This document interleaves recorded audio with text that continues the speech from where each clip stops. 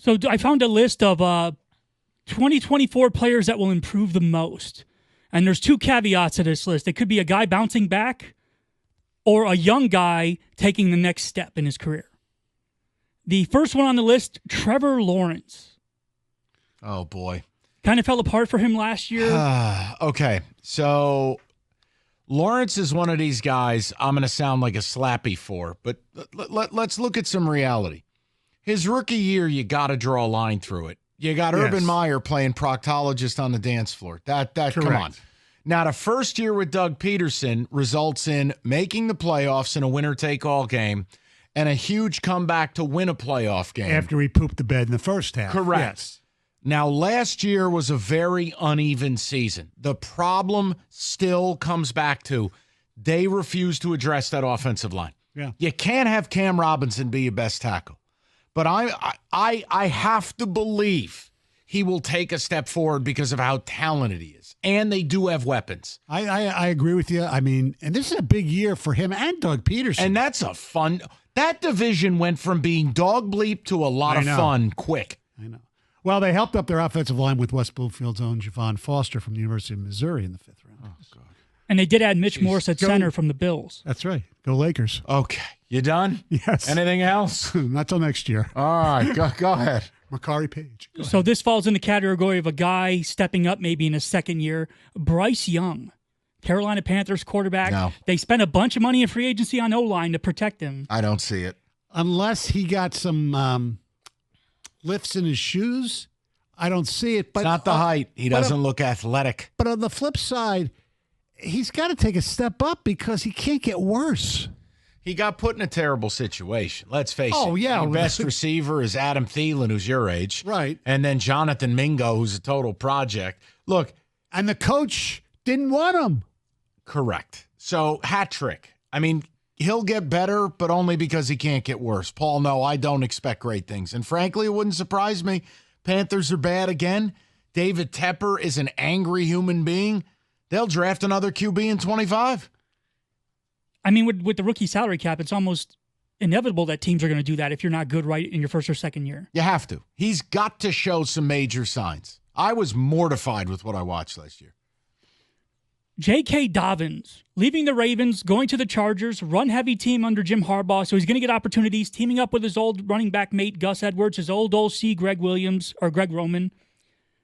Too many injuries. History of injuries, though. Yeah, it's just too much. And again, last year was a catastrophic injury with the Achilles. So I'm just going to say no. Gus is reliable. He's 4 yards a carry. They'll hand it to him 250 times. Dobbins, I don't even know if he's going to be there quarter to quarter. I'll say no to Dobbins. Going from one Harbaugh to the other, he does have, Slater to run behind. If he stays healthy, he'll be good. But that if is so huge. I mean, when healthy, he does average 5.8 yards a carry, which is crazy. Sticking with the Chargers, though, a guy that was an absolute disappointment as a first-round pick, Quentin Johnston. Can he turn a narrative around about him being a bust so far? Yeah, just catch the freaking ball. That would help. Yeah. He was a disaster in every way. And it's rare you see a first-round pick who's not a quarterback get slandered the way that kid did. I'm not so sure. Something does not feel right there. I mean, whatever he was at TCU didn't matter. He didn't know the routes. He couldn't catch the ball. Mike, I know. Am I wrong to be nervous there? No, you should be nervous. I mean, the thing is, too, it's like they got him so they could move on from Williams, and now it's like, should they have even done that? Yeah. I mean, you got him. You lose Williams. You lose Keenan Allen. Yeah. This is wide receiver from the Packers, Christian Watson. Dealt with injuries. When he's healthy, he's good. Yeah, big bounce back there. Well, he got hurt early in the year. I think it was a hamstring. They're hard to overcome. Watson has already shown you what he can be, and frankly, a lot of this has to do with my opinion on Jordan Love, who might end up being a top 5 quarterback. So I'll say yes. I'll buy that. Didn't Watson catch the ball the Thanksgiving game against the Lions? Wasn't it him on the bomb to start the game? Wasn't it him? He has a potential to be really, really good. God, there's so many damn good receivers in this league. Packers got a really good young receiving core, too. Tight end for the Falcons, Kyle Pitts. Great rookie year. Last 2 years hasn't combined for what he did his rookie year, but he's finally got a quarterback with a pulse. Explosive.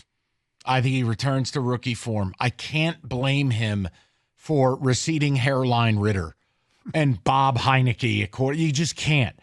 The guy's too damn talented. They got too many weapons. And if Cousins is even 85% of what he was last year, Pitt should have a 900 or 1,000-yard season. That offense could be dynamic. They don't have to worry about Arthur Smith's mustache.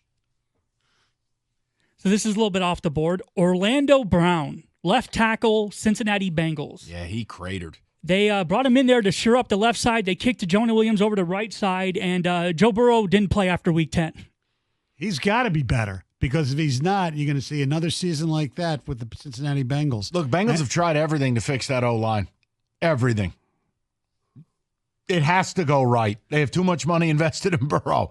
It's insane when you think about it. Look at the free agent outlay on La'el Collins.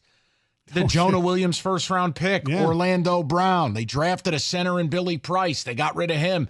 They've tried everything. Didn't they bring in Numbnuts from Tampa? What is it, Alex Kappa? They tried everything. It has to work. Orlando, you're 10 feet tall and 500 pounds. Figure it out. And they brought in Trent Brown now to be right tackle opposite him. Why not? Bring in Dave Remington while you're at it. Like, it's just no. I mean, Mike, they're doing everything they can do. I know. Daron Payne, D tackle the Commanders. Well, it's Daron Payne. Daron Payne, yes. Had a kind of a down year, but it might not have been his fault. They did get rid of the two edge guys opposite him to help him. Yeah, but they got rid of him, those guys, at the deadline. And he was, look, you loved him and Allen playing up front together. I think he will have a bounce, especially with Dan Quinn. I was in Washington over the weekend. They're not talking playoffs or anything like that, but they really love what Dan Quinn is going to bring to that team. I would expect a revival there. It's just too good on the interior. The secondary was so bad last year, it didn't matter what your guys up front did. I think their offense will be better, Paul. Yeah, I'll buy. But there's still nothing better on that D-line than Jonathan Allen postgame. Yeah. Just cursing everybody out in gangster sunglasses. Like these. Yes, exactly. I'm tired of it. Here's one for Mike's Giants. I'll pass. Brian Burns. Kind of a down year last year. He did have an elbow injury, which kind of forced him to play on one side of the field specifically the whole year. So it's also a garbage juice team. I got to believe playing opposite Thibodeau. You got Dexter Lawrence on the interior. Look, for my father's sanity, can I just say I buy? But basically, anything the Giants touch turns into the three-eyed fish from The Simpsons. So I don't know, man. But yes, I would expect him to be better. Well, especially with him opposite Thibodeau. It has to be, right? Go ahead, Stoney. They can't be worse. Thanks, buddy. No, I'm just kidding. Burns he's a great player. God, we wanted them here at the trading deadline. It's amazing how inept that organization was. That they could have got a lot more for him if they would have traded him at the deadline. But yeah, if Thibodeau plays 100%, all the snaps, and Burns gets back, they will be a dominant defensive line. Yeah, you need the better part of 25 sacks between the two guys. You know, if one guy pops off and has 17, that means the other guy's doing a hell of a nice job on the other side too. So it's really going to be about production for me. And we'll wrap things up with the Lions, because there's a Lion on this list. Jack Campbell. Yeah. Kind of a meh of the first 4 picks the Lions took last year. I'll buy in. Yeah. Can he improve? I'll buy in. I think it takes time sometimes when you are a supercomputer middle linebacker of the defense. The adjustments, the athleticism's there, the RAS score is there. It takes a year to learn schemes, learn defenses. I'll choose to buy because I do think the pieces around him have gotten better as well. And yeah, the other thing is, and I don't make that much of OTAs and mini camps and all that, but if you are of that ilk that believes that stuff, supposedly he was really, really good. Let's see what happens at training camp, though. So yes, he should get better. And that's in Football Today.